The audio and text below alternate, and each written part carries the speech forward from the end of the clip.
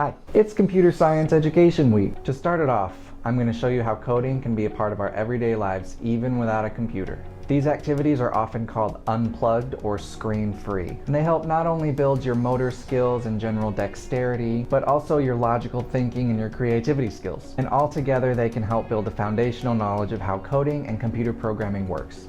So let's get started. We're going to start with some Qtips. And these are just plain, old, unused, regular, unimpressive toothpicks. Qtips. This activity is pretty simple and straightforward, but it's a great way to involve younger kids in creative thinking. So I have a handful of Qtips here that I can place into different shapes. The first thing kids will notice is that they can't make all of the shapes they want, and that's because all of these Qtips are in straight lines. To make a perfect circle, we would probably need a whole lot of Qtips. See, this is just an octagon. I can't make a circle with just 8 Qtips. Now, if you take some color to your Qtips, and for these I just took a marker and started scribbling them over the cotton parts. You can use paint, you can use food color, as long as you can get multiple different colors. We can start incorporating patterns. This can help with color coordination and even math skills. So I'm going to take some green Qtips and line them up. Then I'm going to take some red Qtips.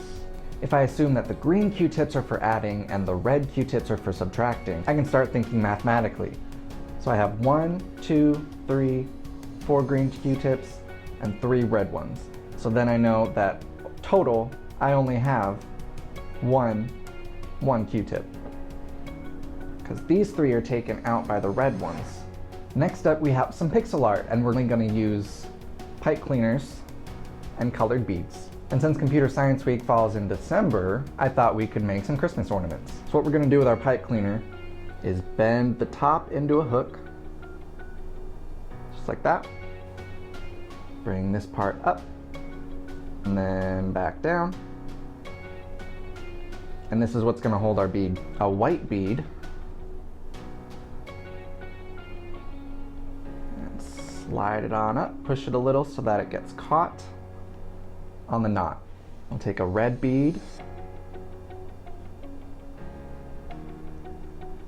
put it right under, bend it like that. Put another red bead, and we're just gonna continue that pattern. So we're gonna bend the pipe cleaner over and under, and we're going to put 3 red beads.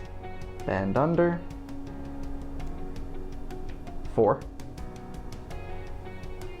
5 red beads, bend under, and the last row we're going to use white beads. And then we'll put up the last bit. Doesn't look like much, does it? When you scrunch it together, it makes a Christmas hat. So this is bead art. So this is a good craft activity, and there are so many different ways to do it, as long as you figure out what pattern you want with the beads, how many you want in each row, what colors they are. I only just gradually increased each row. So I have 1, 2, 3, 4, 5, and 5. If you've ever wanted to speak a secret language, this is the activity for you. In computer programming, if we want to keep something secret, we call that encryption.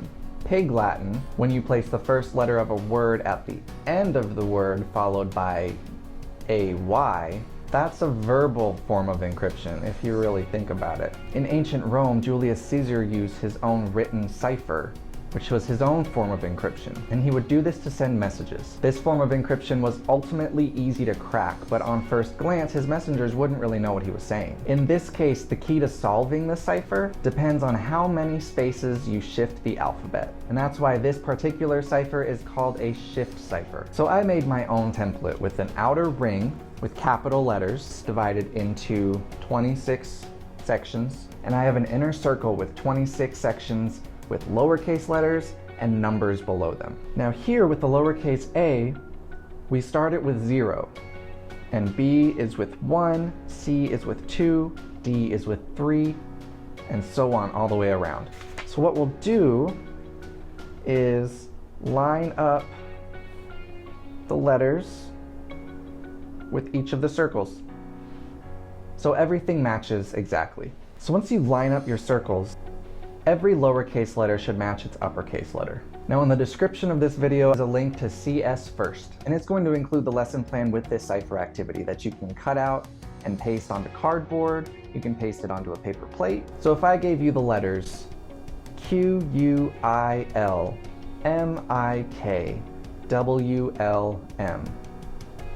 it wouldn't make sense, right? So my alphabet has been shifted 8 letters over. So if I take my cipher and I have my middle circle, I'm going to shift 1, 2, 3, 4, 5, 6, 7, 8. So the inner letters of my cipher are lowercase, and that encrypts the message, while the outer circle letters are uppercase, and those are the letters that make the message. So let's see if we can decrypt those letters that I gave you.